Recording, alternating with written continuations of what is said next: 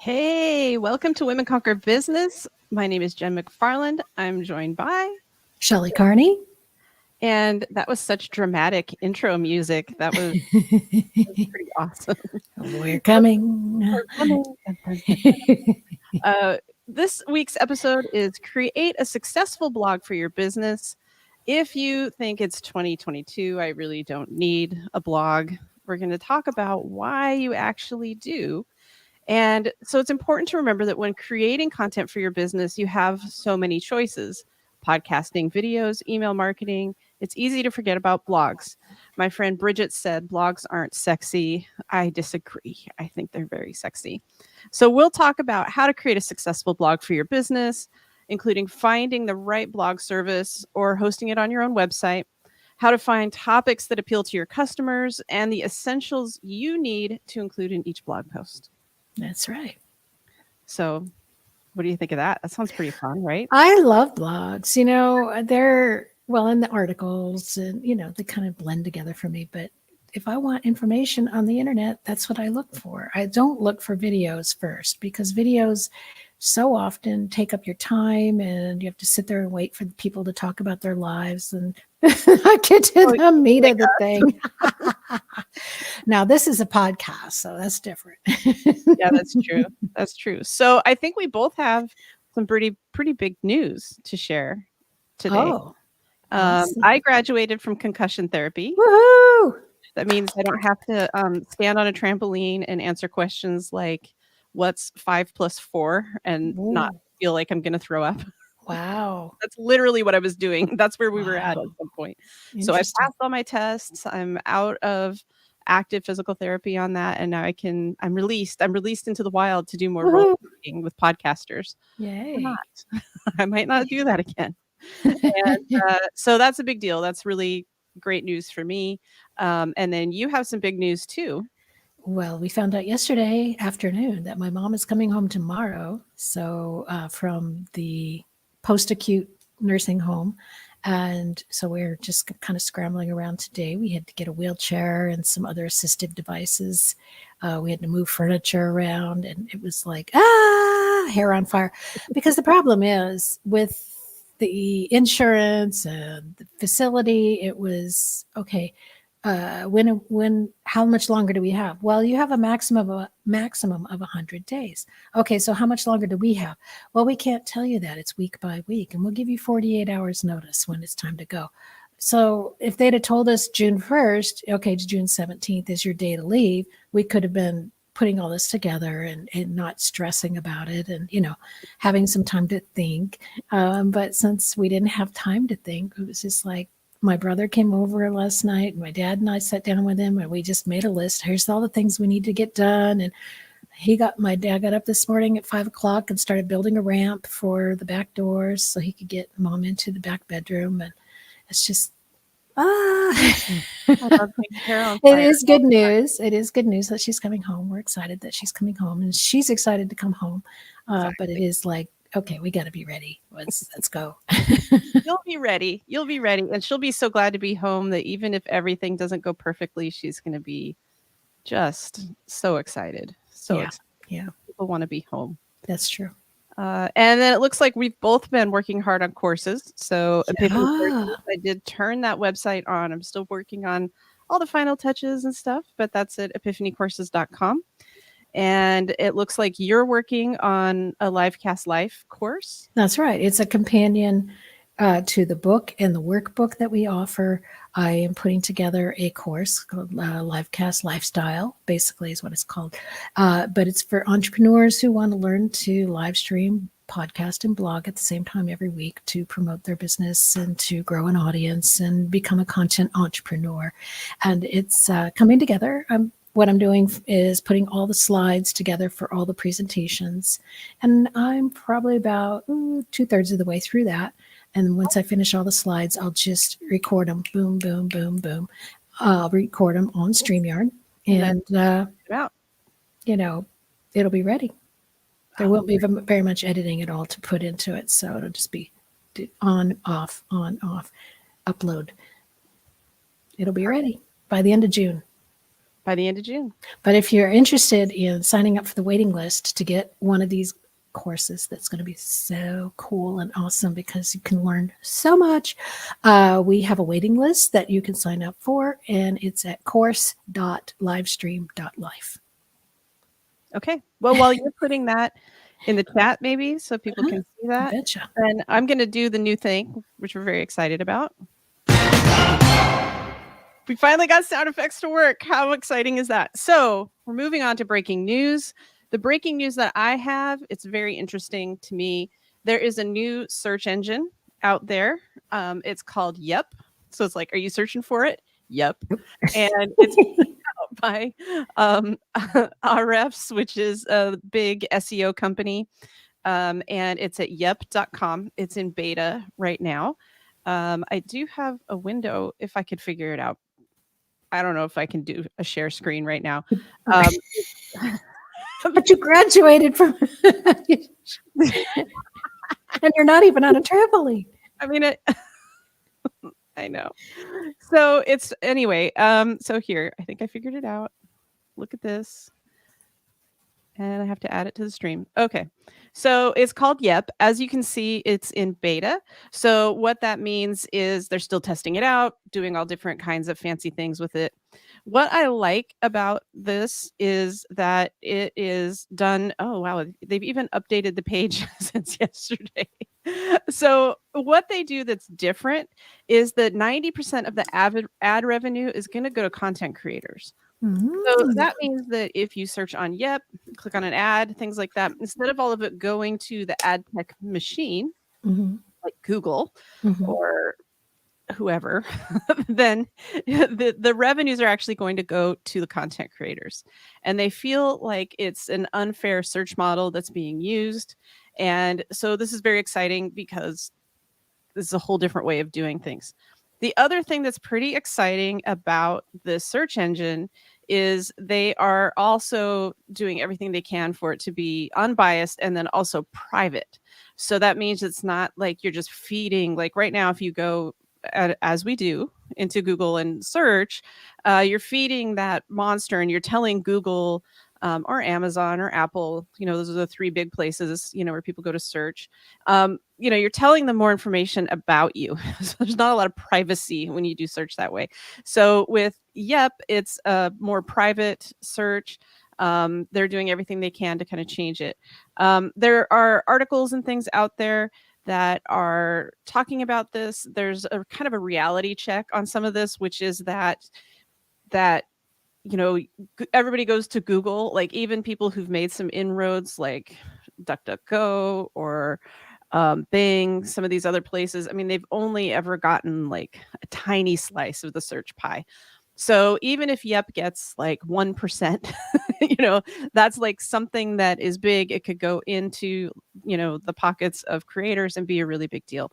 So that is out there. I think it's pretty big news, but we'll have to wait and see, right? Like we don't know. It's still in beta. I did test what I could find. It worked for me. Like it's just like a search engine, just like anything else. So I think that that's kind of a cool development. Do you have any breaking news? I do not. I was too excited about your news. Oh, Kathy Turner. I can't believe you're watching. This is so fun. This is my parents' best friends. And gosh, I have known the Turners since I was probably in like 6th grade. So thank you, Kathy. And my cute little headphones. I know they're so big and funny. So thank you for watching. Well, I use headphones because it's a podcaster thing, and I'm a podcaster, seeing podcaster. It is a podcaster thing. I know. It's part of what makes us cool. That's right. Professional podcaster. So do you have any breaking news? I'm a professional podcaster. Other than that I'm working on a course and it's coming out in June. That's my big deal. That's my big deal for the week. So I guess we'll charge into the training. I think that's a different sound than we originally had, but it's kind of fun. It's That's about fun. I love it. leveling up into something else. And that's what we're going to talk about today. So the topic is how to create a successful blog for your business in 2022. In the intro, one of the things that I talked about, is that many people maybe don't think that blogs are still relevant in 2022. I will say, I don't know if I should bring up, it takes me too long to figure out how to share a screen. The thing about Yep, did you notice you entered words into the search engine? We're still using words in search. Blogs are still relevant because search engines still like words the most. Words are the most popular part of any search engine. I have all the best words. I have all the best words. I wish I had all the best words. So there's that. And for all the people who are saying, yeah, but they're getting better at video, they're getting better with audio, you still add a transcript to your webpage for a podcast. You do that for people of low vision. You do that, so because some people like to read. There are a lot of accessibility reasons, different types of reasons, but That's it's right. also because search engines are better at words. They just are. Same thing with video. So blogs aren't really going anywhere. What has changed about blogging, and this is why a lot of people, poo-poo it, it is not quick. It's not an easy way to make money anymore. There used to be a time where you could be like, I'm just going to blog, and then you would immediately make money. You could monetize it. You could sell ads. You could have all different kinds of things, and it was an instant success. It was something people could do to make a viable side income within, I don't know, months probably. And now if you want to go into blogging as what you are doing, it could take years. It could be, you have to really niche down into something. And so it's not the same as it was years ago. So that's kind of the difference of what we're talking about here. It's also not what we're talking about today. We're not talking about becoming a professional blogger. I'm talking about blogging for your business. Kind of like when we talk about live streaming or podcasting, we are not talking about, well, we try to make it as professional as possible and do everything that we can, but we are not professional live streamers. It's part of what we do to promote our businesses. And we aren't teaching you to be, a professional live streamer either. Like we know that you still have a business to run. We know that you still have other things that you're doing. Hence, we're not really covering the whole, how do you make money with your blog? We're going to cover how do you promote your business with your blog, how a blog can really help you achieve some of your marketing goals. That's right. And the fastest way to make money is to have a business and then to have these things that bring people into the business, right? Yeah. So that you can sell them your digital products, your coaching, whatever it is that you're offering. Absolutely. So, we're never losing sight of the fact that blogs, podcasts, live streams are a support system for the business. They help people learn about you, find out about you, and then engage with you. So what else do you have to say about blogging in 2022? Well, it's an important part of a healthy breakfast. No, it's an important part of a content entrepreneur's calling card. It's a way to say, here's what I think, to gain visibility and credibility in the marketplace, for people to come there and see all that you have to offer, all of your ideas, all the help that you can give them. And it's excellent for people who love to read rather than watch videos or listen to podcasts. And it's another avenue to bring in new people into your realm, right? I'm always getting people who are brand new, who are finding my blog and liking it and following it and reading it every week. And there are certain topics that they like. And then you can also look at your statistics. What articles are the most prevalent? Who's looking at what the most? And then you double down on that content so it informs you where you can go with this. So if you're not blogging, what's wrong? What's wrong here? What's wrong with this picture? Something you mentioned really, it made me realize something else. So there are ways to decide, you need to ask your audience, you need to ask your customers what they prefer. like you said, there are some people who prefer reading. I am old school. I love to read. I want to like go through things. Sometimes I use those as how-tos. Like it's like a DIY and I can look at it and like, oh, okay, I think I can figure this out. Like this morning when I was trying to get the soundboard to work, I really just wanted somebody to give me an instruction list that I could go through and check. And Mhm. instead, I had to go through like 6 different videos before I finally got it to Mhm. work. Yeah. And it's frustrating. It's not something that I wanted to do. So, Mhm. understand your audience, ask them how they engage with content. Do they like videos? Do they like audio? Do they like to read? I've had people thank me for including a transcript on my podcast because people like to read.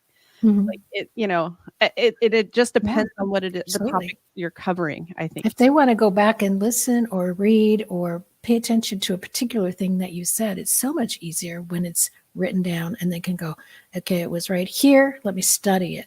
Let me go look up what she said here. And it's just easier to study. When you have a video, it's great if it's a visual thing that you're teaching somebody, like here's how you build a wheelchair ramp. That would be good as a visual. But it's also great to have, here's why I had to build it and here's how long it took me, and you can put all that into written content, and it just adds richness to your content.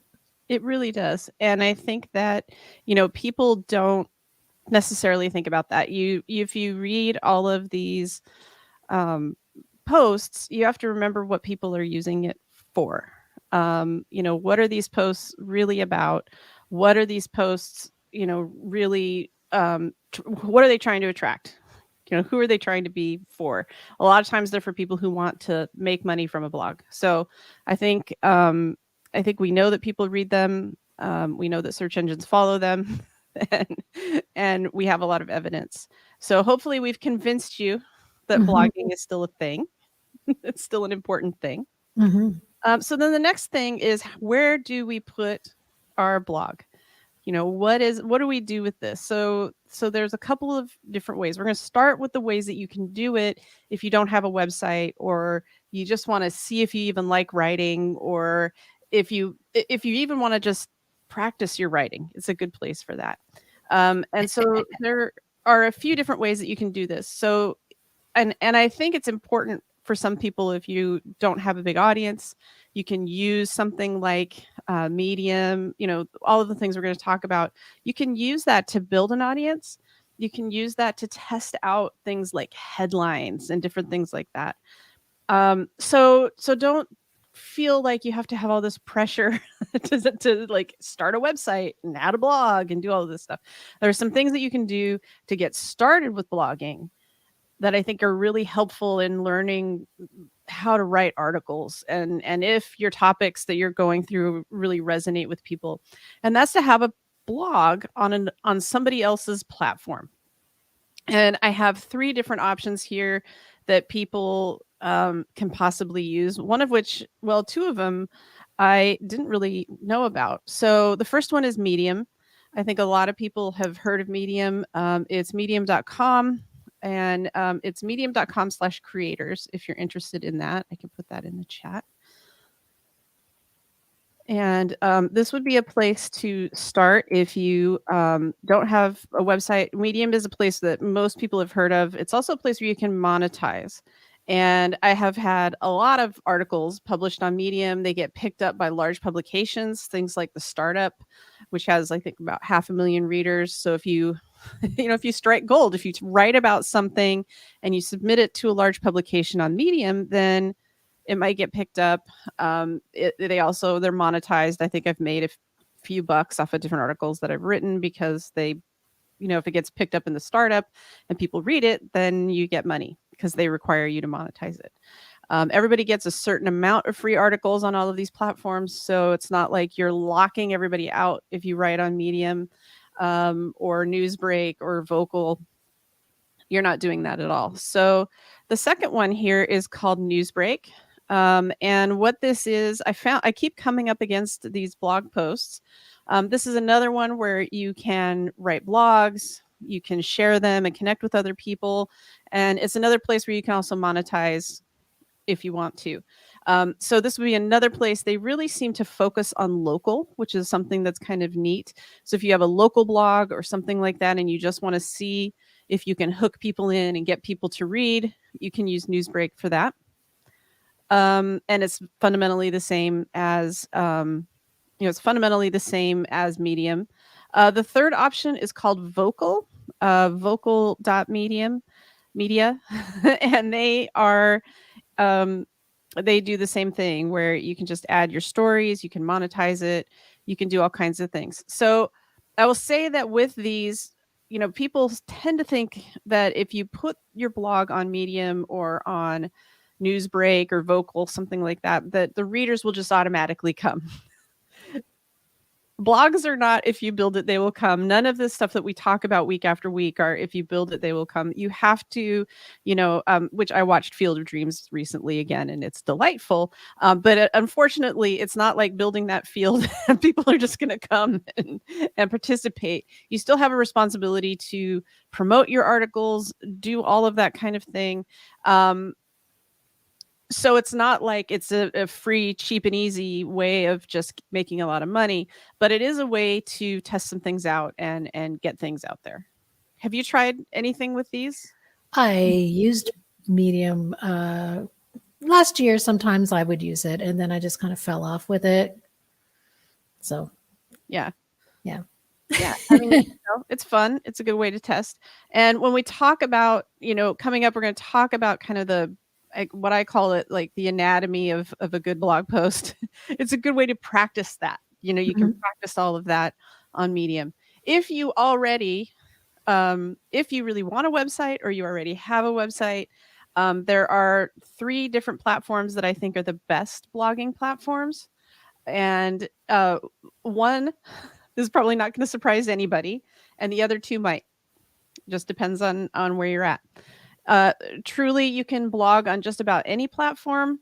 It's a matter of how much traction you're going to get by blogging on that platform.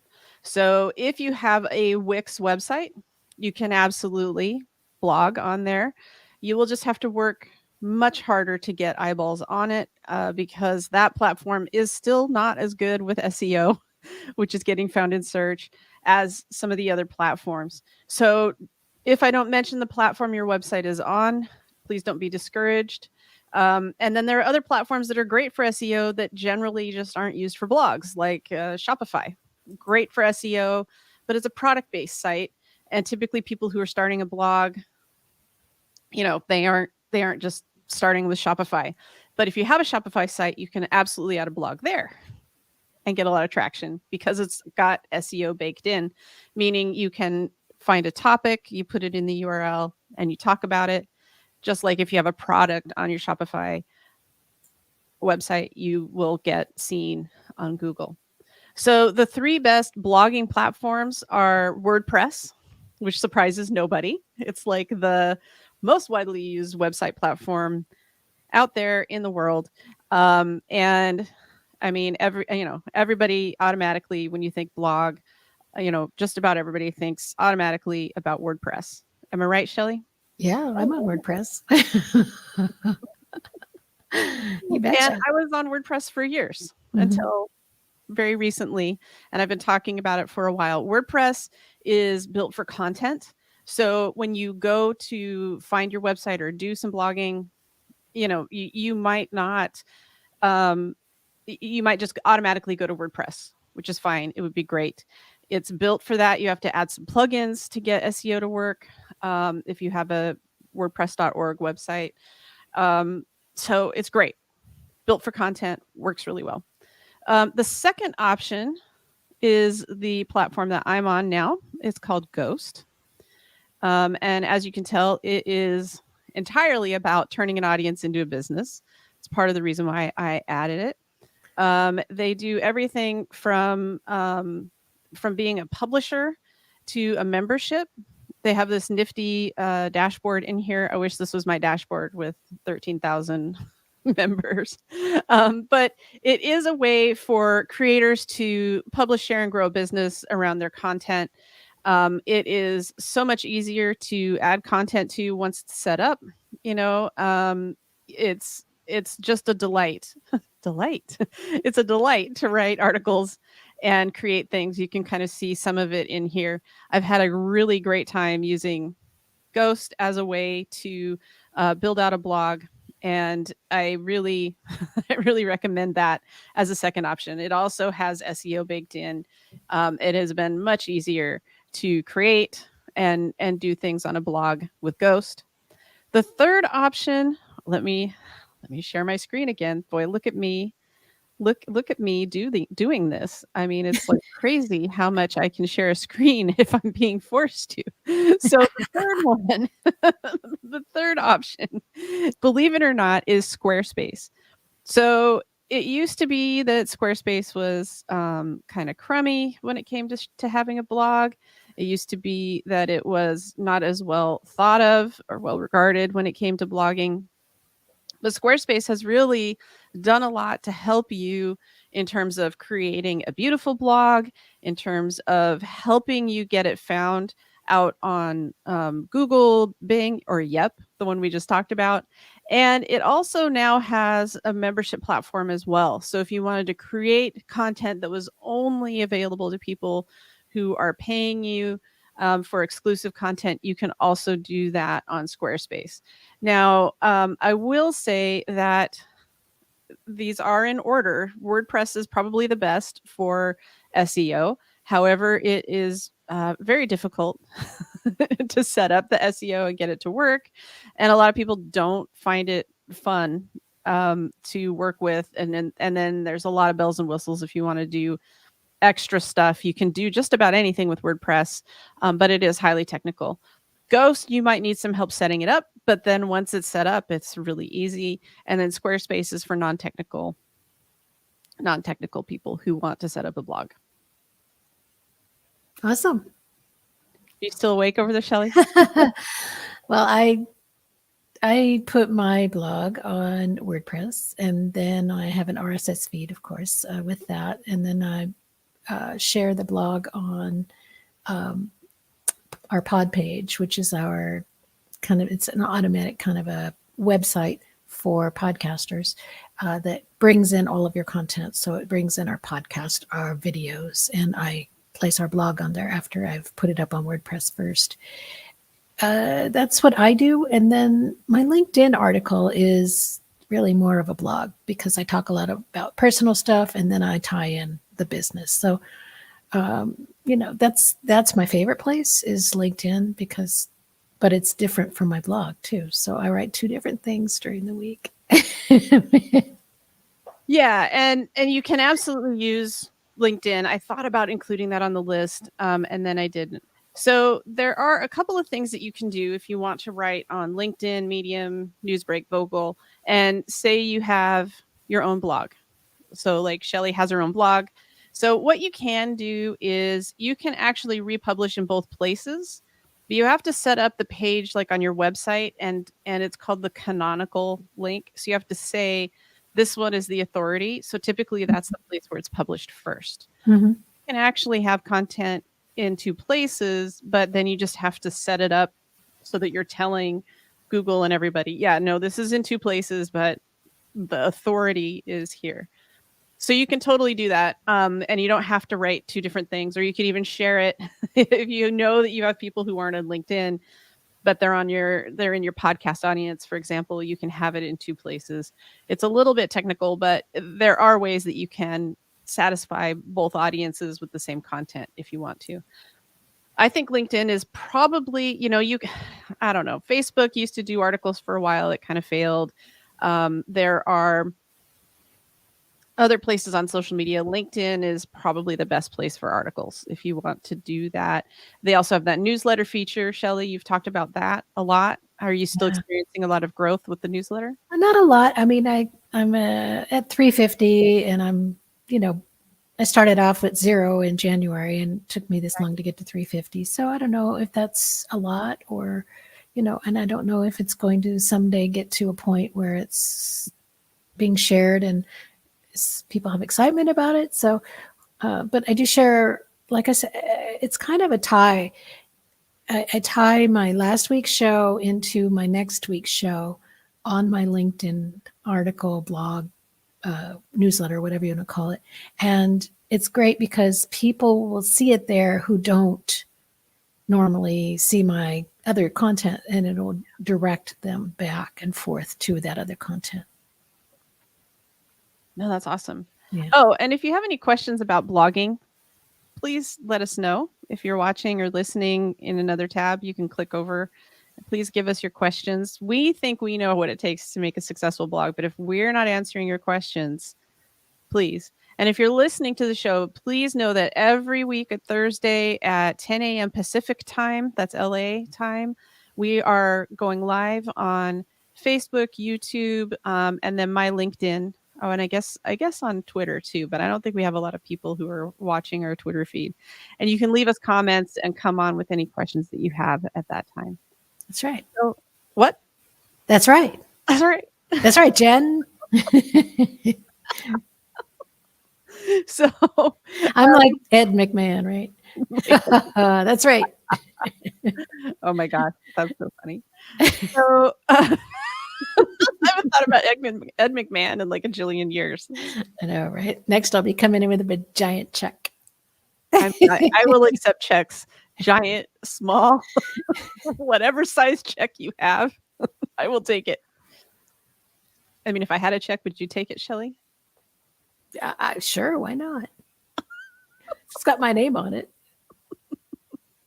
Or cash. Cash, dollar bills. I take your money anytime. So the next thing, and this is usually where people start to get kind of nervous when we talk about blogging, is finding topics. Yeah, it's funny, but Jen has talked about how your first 100 blog posts are practice. And it's kind of true because once you've done that many, you're like, what do you mean it's hard to find topics? I'll just write about what happened that morning. You become more aware of everything going on around you, and you have an event happen and you're like, oh, that would make a good blog post. I'm going to write that tomorrow. So you're more aware when you're doing it consistently of things that you can pull in, and you see something, breaking news, this is happening. Oh, I'm going to write about that. It becomes a part of your life. It becomes a part of you that you are a writer and you write a weekly blog. When you do it consistently, it's not a problem coming up with content. So give you that as a place to aim. But when you're first getting started, all you have to do is ask a question and answer it. So go to Google and ask a question. And Google will say, people also asked this question. And you go, oh, well, I like that question even better. Let me add that to my blog. There's so much prompt material out there for us to find and to use. So what do you think, Jen? I agree. As a matter of fact, I pulled it up. Yeah. So that people can see exactly what we're talking about. Because sometimes I've talked about this before, but you want to see it. So I have a Google search up here that's just blogs. So I went to google.com, typed in blogs. Actually, if we wanted to, we could go into Yep, but I don't think that they have questions yet. So let's go into Google, and there's this first section here, like, what is a blog? So, and it gives you answers or prompts about what it is that it thinks people are asking. This is really important because it's something I've talked about before, which is people go to search because they have a question. And don't be afraid that, oh, somebody's already answered that question. You have a unique viewpoint and yours is brand new. So people are always looking for the latest and greatest. So don't be afraid to write about stuff that people have already written about. I absolutely 100% agree. Yeah. So this is the thing, like there's a ton of questions here because people are asking about this all the time. Then you see, as you go through Google, there's a lot of articles that they're suggesting that you can look at. There are also images for blogs. So, and let's go back and we'll talk about this in a minute.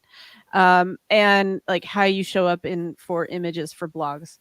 So that's important too. Then you see some related searches where you can see like popular places where people have blogs. And so that's important. And then down here at the very bottom, this is also another place where Google is trying to guess what it is that you were searching for. And these are also blog topics. Down here at the bottom, where it's giving you alternative searches. So these are like related keywords to what it is that you're searching for. So, for example, it says popular blogs, read blogs, blog examples. These are all different things that you could be writing about if you wanted to. And Google is trying to help you out and giving you additional information because they want you to get to that answer that you are looking for. Yeah. So in the related searches here, these are tend to be platforms where you can have a blog hosted. Then we have of course, the Google AdSense and Google Search Console. They're throwing in their own products here. And there's all different kinds of ways that you can have a blog. We've given you the best ones for business right now. Then there are the images. So one of the things that people forget about a lot when it comes to blogging in general, or their website in particular, is that the names that you give photos and the photos that you add, that all ties together. It all matters. So what you're seeing here are not only images that have blog in the article title, these are also images that are named with the word blog in them. So even if you see things that don't really have a blog on them, those are probably misnamed, but Google is going through and looking for things, images that have so instead of all of your images on your blog being img1234.jpg, you want to rename images that you put in to match the title of the article, describe what's in the photo. You want to give your images a caption if you can. All of these further describe and they communicate to Google that these are ways that this is what you're trying to teach. These are the keywords that you are using. And then, oh, by the way, they show up in image search. You can do this a lot of different ways. So if I look up my own name, you're going to see my picture and anybody else named Jen McFarland. And there are all these different pictures in here. So you want to use all of the factors, all of the signals that Google is giving you to help you further your blog, to help you get your blog moving in the right direction. And don't get overwhelmed because there's so much information out there. Just pick the one that feels exciting that day and do that.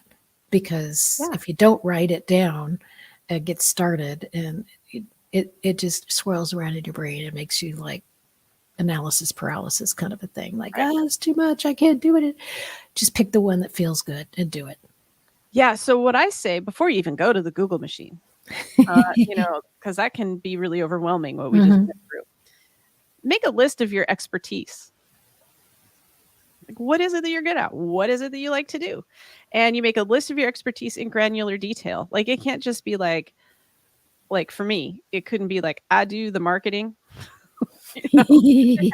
I does marketing. I do marketing. I am into the marketing. So no, it has to be what types of marketing, who do I help, what, every aspect of that. So it could be if you are, a handyman woman person, if you're a handy person, you can write down, do you fix roofs? Do you work on downspouts? Do you resurface driveways?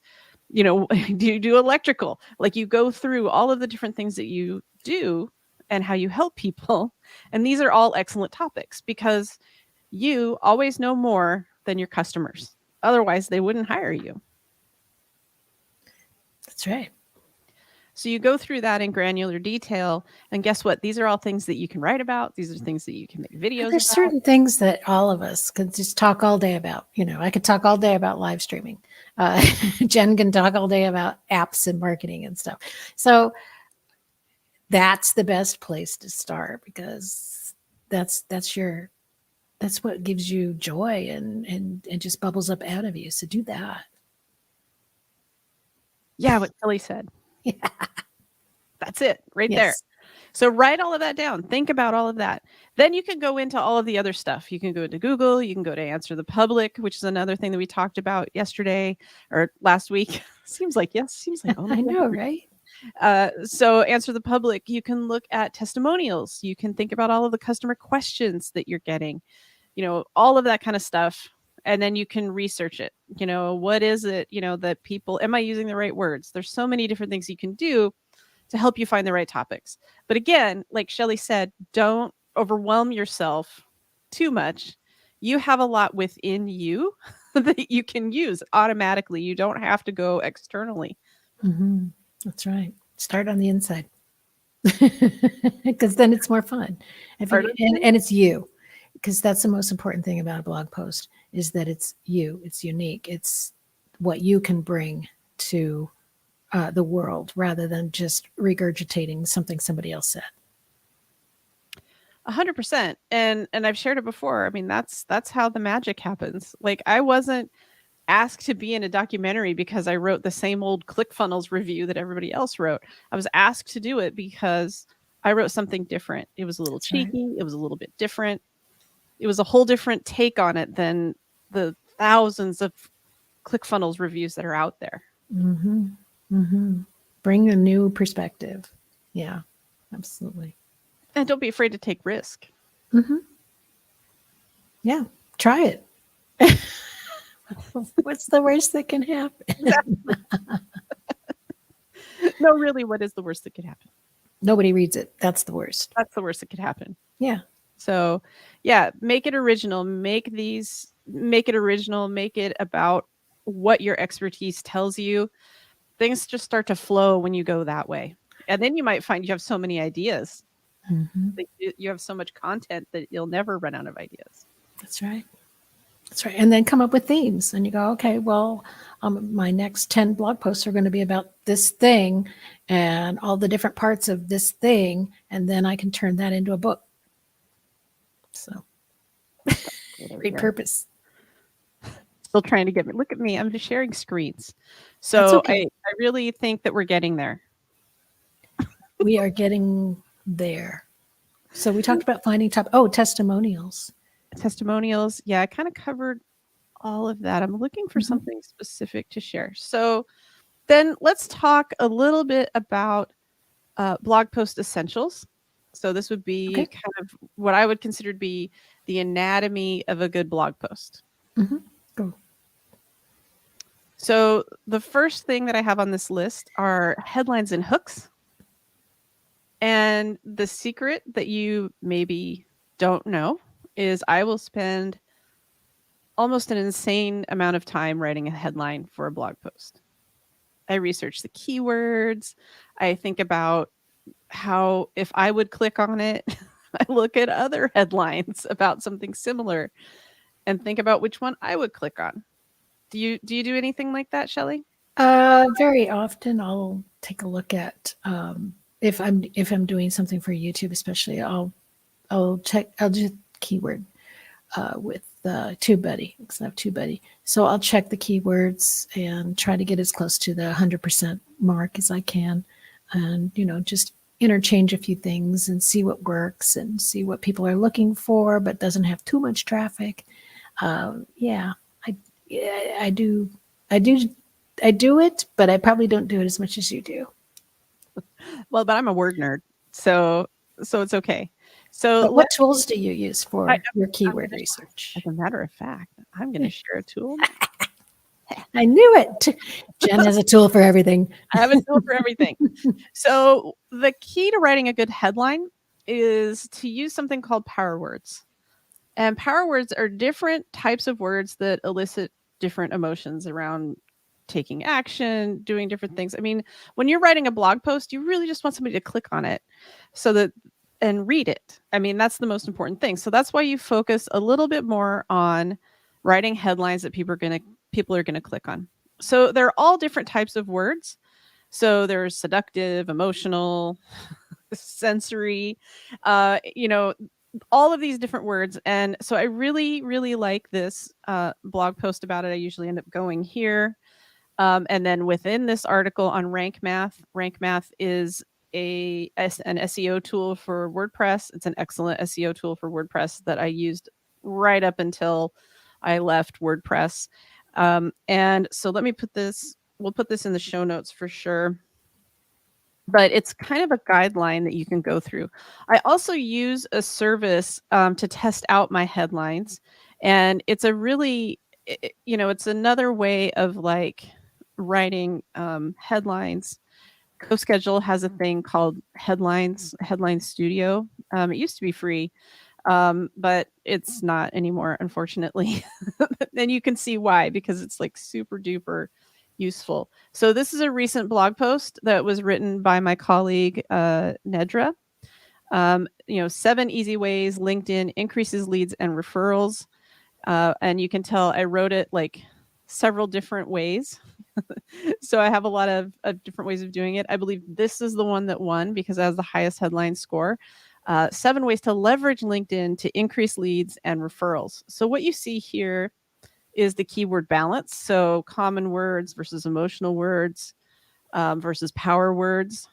This tool actually does have a way that you can go into the word banks, and you can see like here, you can look at different emotional words. So that's why you see a lot of blog posts that have like the absolutely best tools for blah, blah, blah. And it's because there are certain words that get you to take action. I tend to always, with the exception of 1 or 2, I'm always going for some sort of positive sentiment. Sometimes people are writing rants or different types of posts and they want like a negative sentiment or different things like that. This tool will tell you if it's too long, what the character count is, and then the reading level. So you have to realize that even if you are super smart, like I know everybody is, who listens to this show and watches this show, most people who are out there reading, that it's about a 6th grade reading level. So you want to really write in a way that everybody can read it and understand what's going on. Sometimes I struggle with this because I write about a lot of technical things. Mhm. So it takes me a while to get to different ways of looking at a headline so that it is going to appeal to a broader audience. So the next tab in here is about the SEO score. So this is Headline Studio Pro on coschedule.com.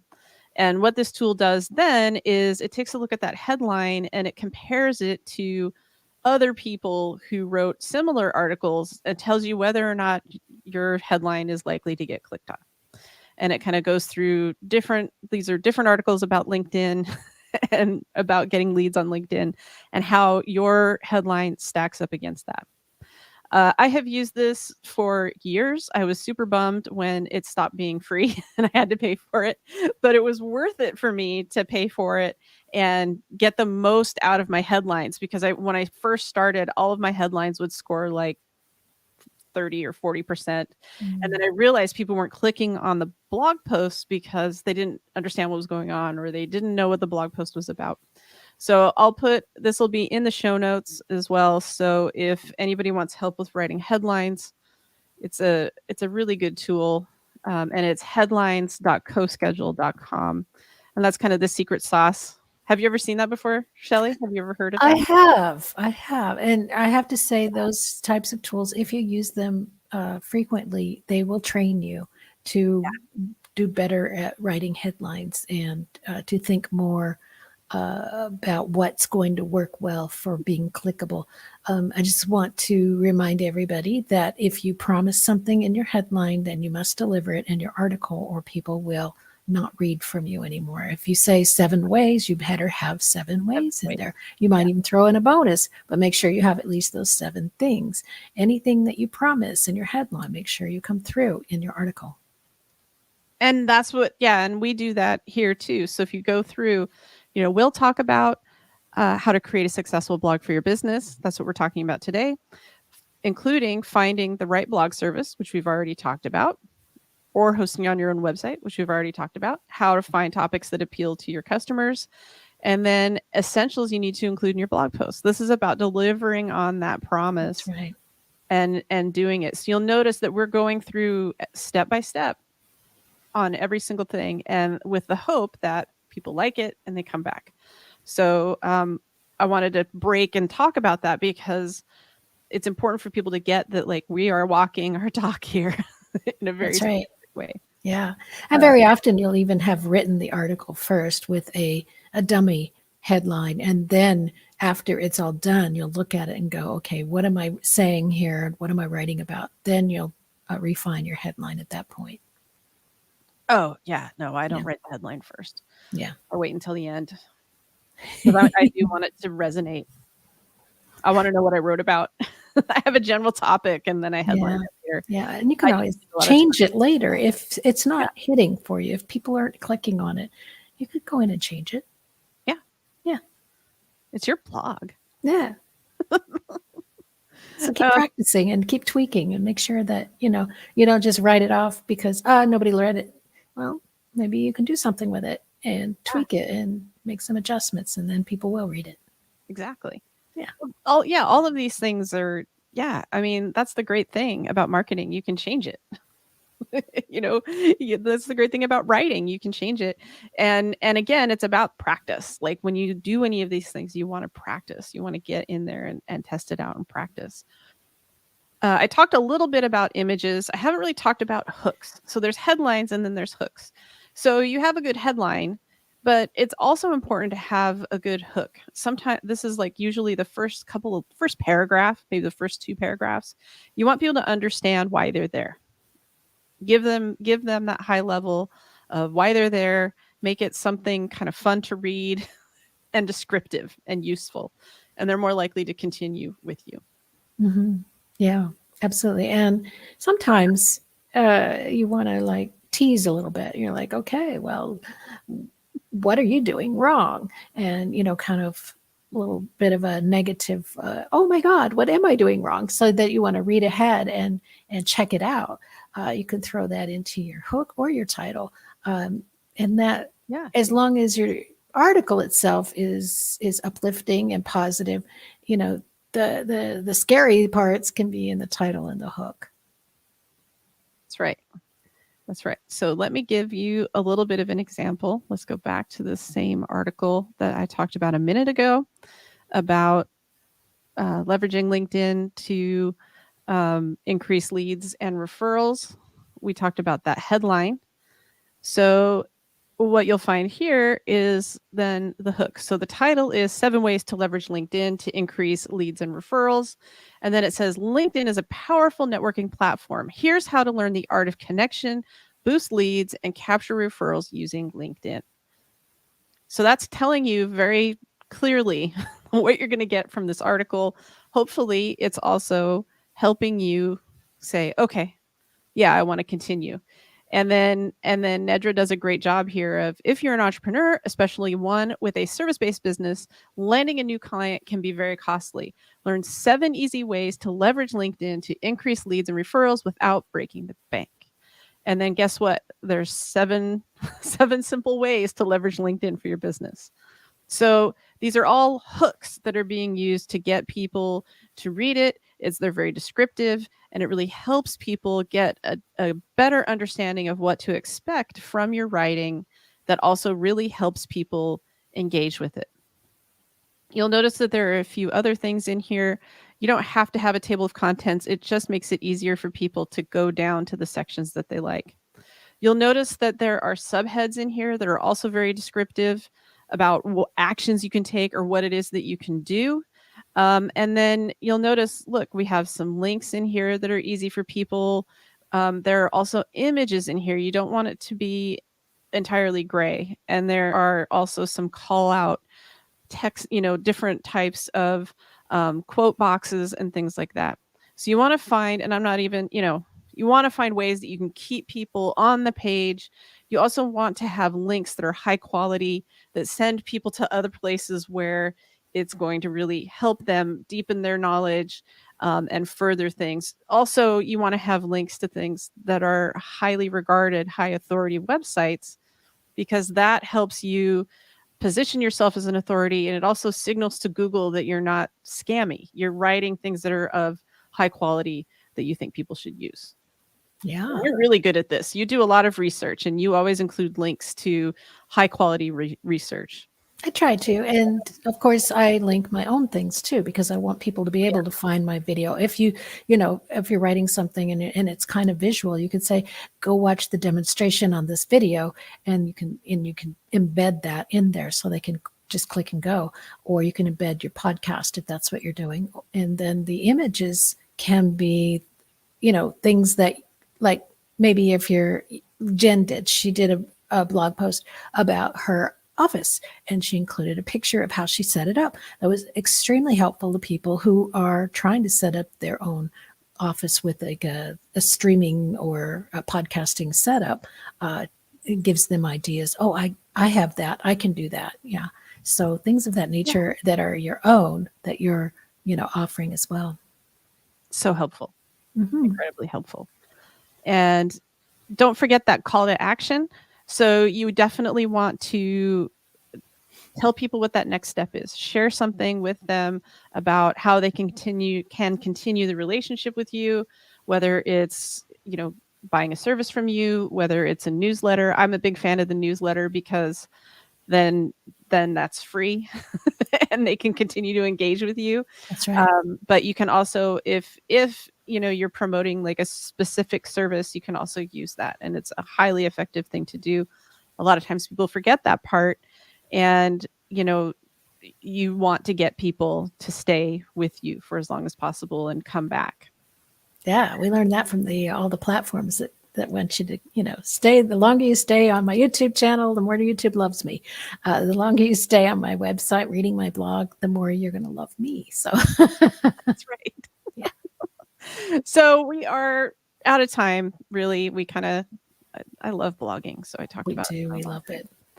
But make sure you share your blog. A big platform I love for sharing your blog. It's not like you just write it and people will come. I really enjoy Missing Letter. I really like Lately. These are both places where they will take all of the writing that you have done and auto-generate social media posts, and help you schedule them out over the long term. You want to share it. You want to share it in your newsletter. You want to share it on social media. You want to encourage other people to share it if they find value from it. All of these things will help you get more people reading your blog, and then, on your website, which is really what you want, is that place where you own the space. So anyway, that's kind of wrapping up the blogging. I would like to invite you to subscribe to the Women Conquer Business newsletter if you found this useful. Send out things every week, and I love to write, and that's a place where you can see my writing on display. Yeah. Also, if you'd like to learn more about how we blog and get a free worksheet that you can go through, we have a workbook download at guide.livecast.life, and that will get you started on all the just bringing your ideas together into one cohesive package. That's right. So do that. Do both. Make sure you subscribe to Jen's newsletter, because it's always fun and interesting. And it comes out on Sundays when you're not doing too much anyway. So, or it's the first thing you see on Monday morning. That's right. Those are the two ideas. I love it. After that. Okay. I guess we have to go really quick on Tweaks of the Week. Tweaks of the Week. I know we're not used to having music. It's so fun. It's fun. I love it. So last week in my newsletter, I wrote about repurpose.io. I forgot how much I loved it. I've gone back to using it.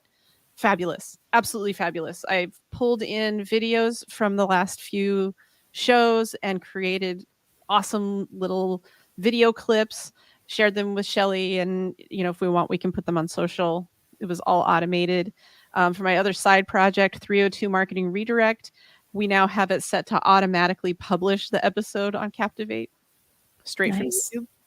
Nice. Very good. Talk about you and I, if you want.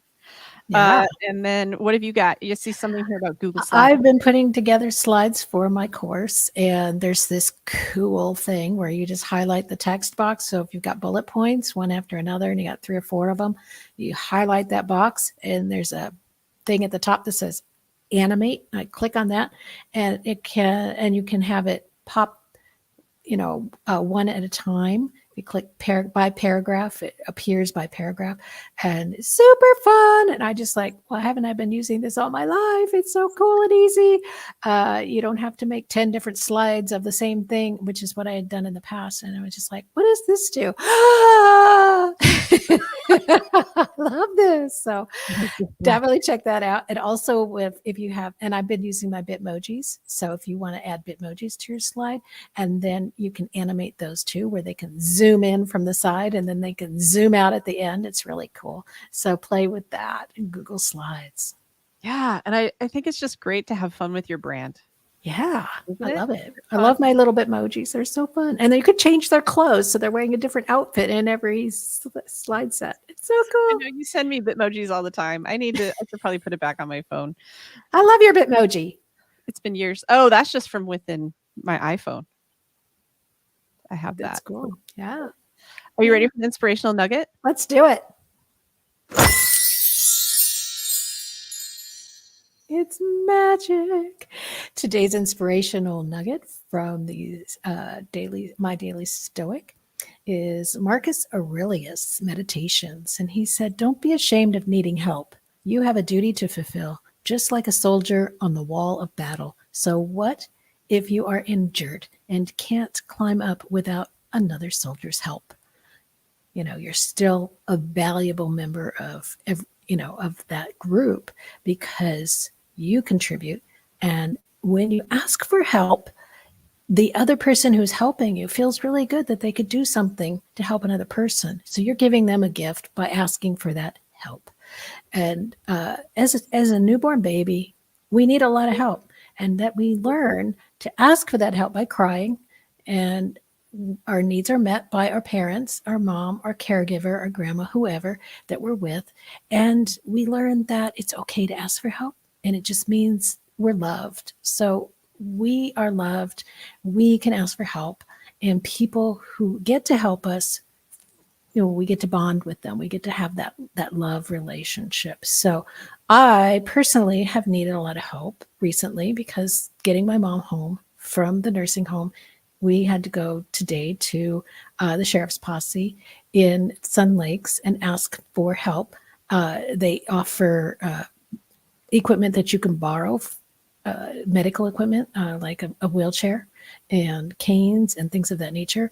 And they give them to you for 90 days and there's no charge. And we're like, this is just exactly the help that we needed. And they were there. And how wonderful is that? So, and they felt good that they could help us to bring mom home and that she would have these things. So don't be afraid to ask for help. We're here for you if you need any kind of help with anything to do with your business, making content, using apps. That's what we're here for, and we would love to help you. So please do reach out to Jen and I, and all of our information scrolls across the bottom. It's in our show notes. All you have to do is reach out, and we're here to help. Absolutely. And I just hope everybody has a great week. Thank you so much for being here and listening or watching, and we will talk to you next week. That's right. Thank you for joining the Women Conquer Business podcast, hosted by Shelley Carney and Jen McFarland. Please subscribe and leave a comment or question regarding your most challenging content creation or business problem.